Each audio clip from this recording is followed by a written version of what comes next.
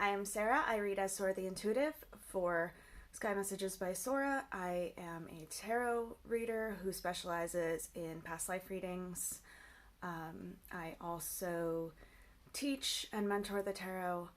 I have two journals, one for learning the tarot and one for more learning yourself and deepening the connection with your deck. That one's a collaboration with Killer Pancake, who makes a couple of the decks I'll be reviewing. The reason I started this channel, and specifically this series, the tarot review series, is that I really want people to be able to have a connection. I want anyone who wants to do the tarot to be able to learn it.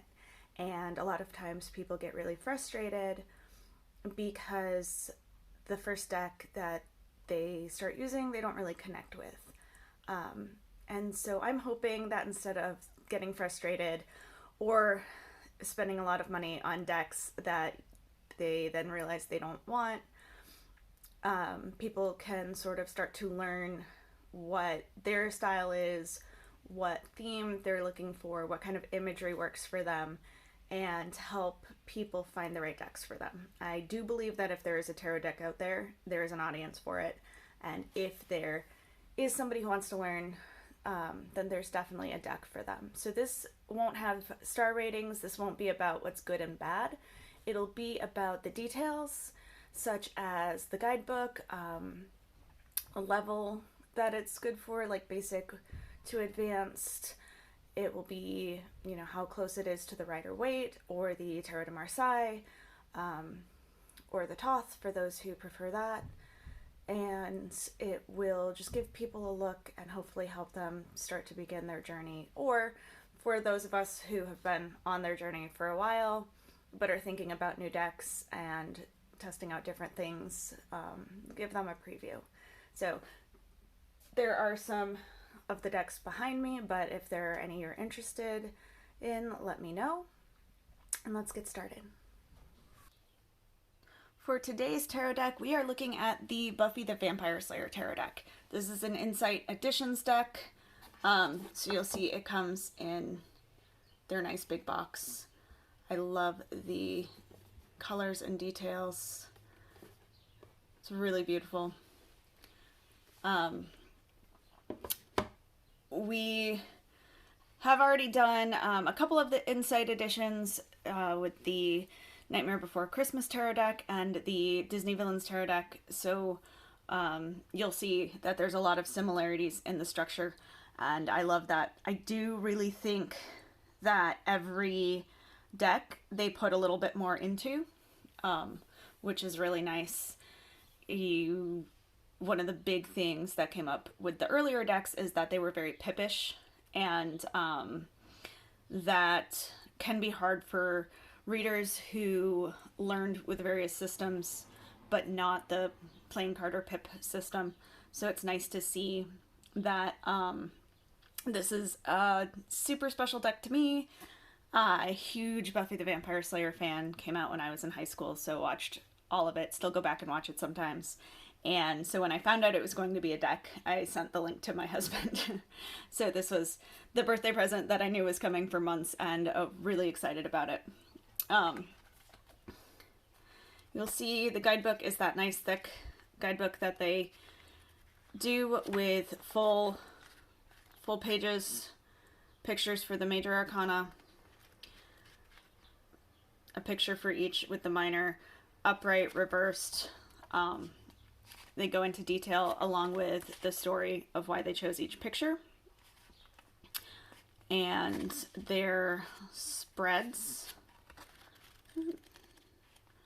are really nice too. Insight Edition does a really good job with offering a couple of different spreads with each deck that gives you a bit of a range to play with, and ties right into the theme.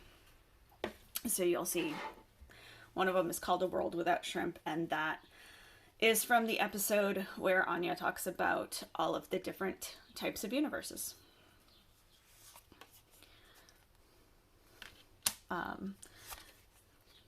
Really good job with the consistency in terms of like the color. It's a nice, they do a really good job of picking a nice theme and working with it. The court cards are the traditional pages, knights, queens, and kings. For cups, they use chalices, which is pretty standard as well. For swords, they have scythes. So they do get away from what we think of as the traditional suits. Stakes is wands, but they go close enough with it that you can really, you can use it intuitively. You don't need to constantly be checking to see which suit you're looking at. They did such an amazing job matching up their cards. I was really excited going through the guidebook. They always do a really good job. But this one felt really special.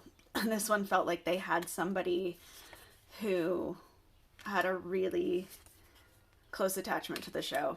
And so you see a lot of nuance put into the choices, and I really appreciate that. The illustrations are a lot of fun.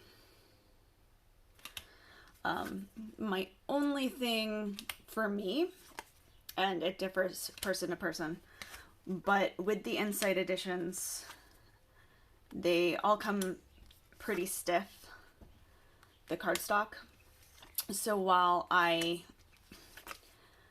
really love them, they take some breaking in. They're not the easiest to shuffle. The nice thing with the heavier and matte cardstock is that it lasts for a while. I do have some that are easy to shuffle but wear out quickly. I also really love, this is going to sound terrible, especially if you know how much I hate the Three of Swords, but I like that they went this direction with the Three of Swords. Even though you would think it was more grief, the way Buffy's mom was always kind of her anchor and coming back, this is, it's an interesting choice, but because I always have a harder time with the Three of Swords than I do with like the Five of Cups, which is the card of grief, I really appreciate that, because that is that piercing pain represented here. Just to point that out.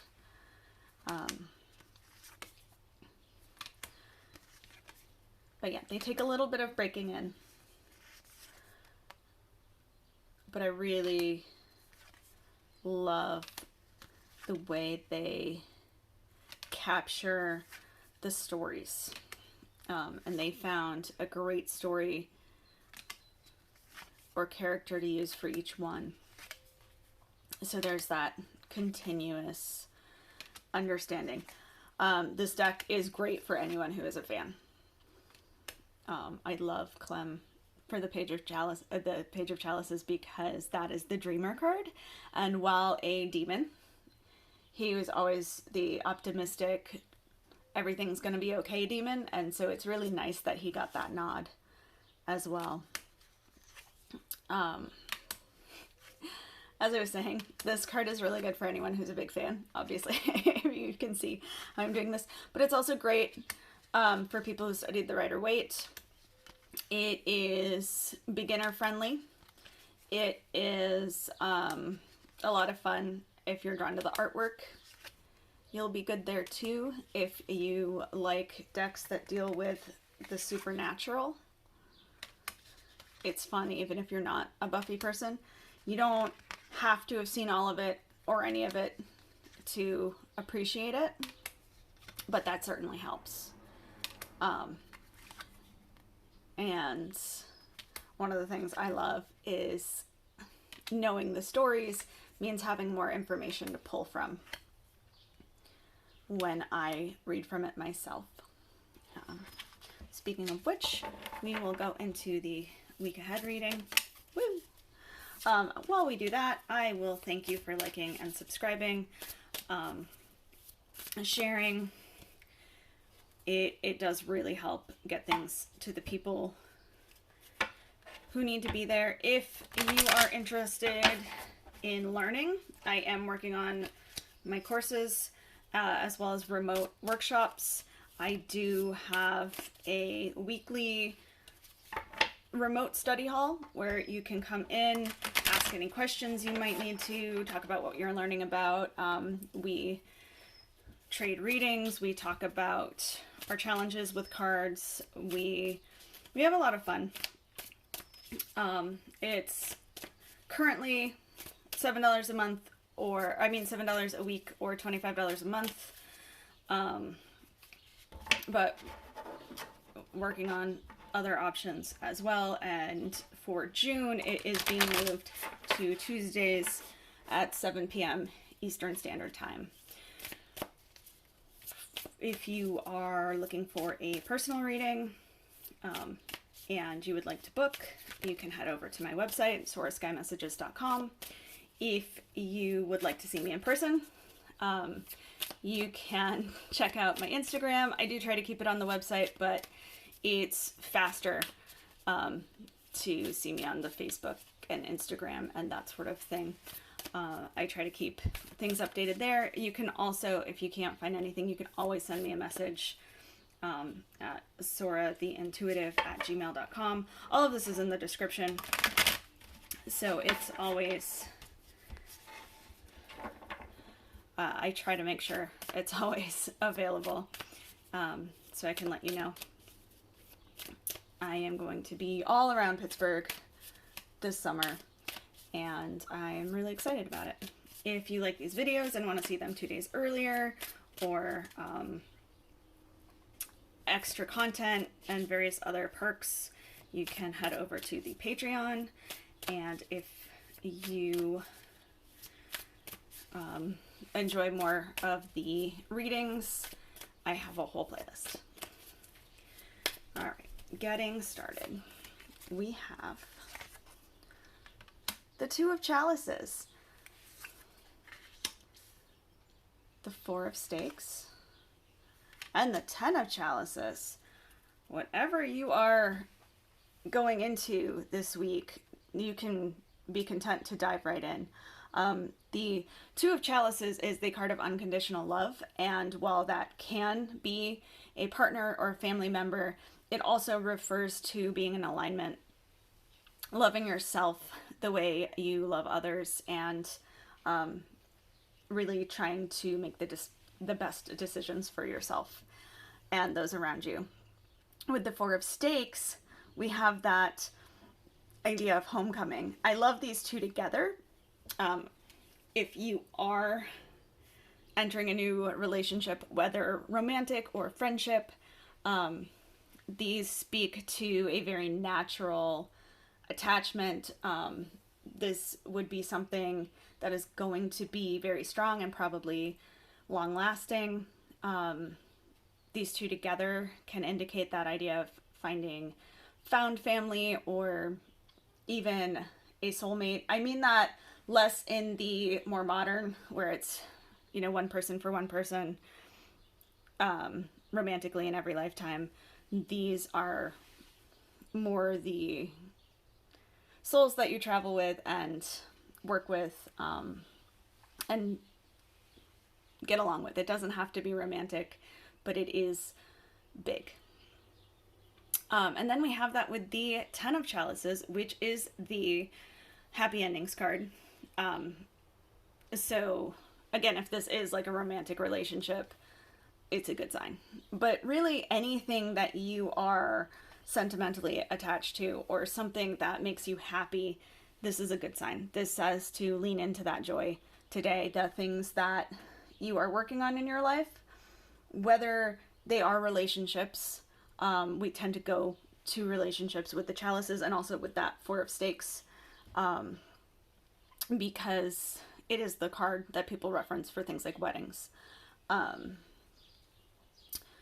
So we tend to go relationship when we see these three together, but really it's anything that is really important to you, something that you care about.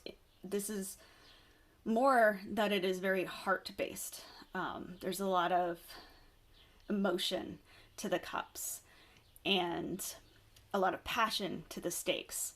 So this could be business, so long as your business is something that you are passionate about and attached to, something you love. So this would be more of the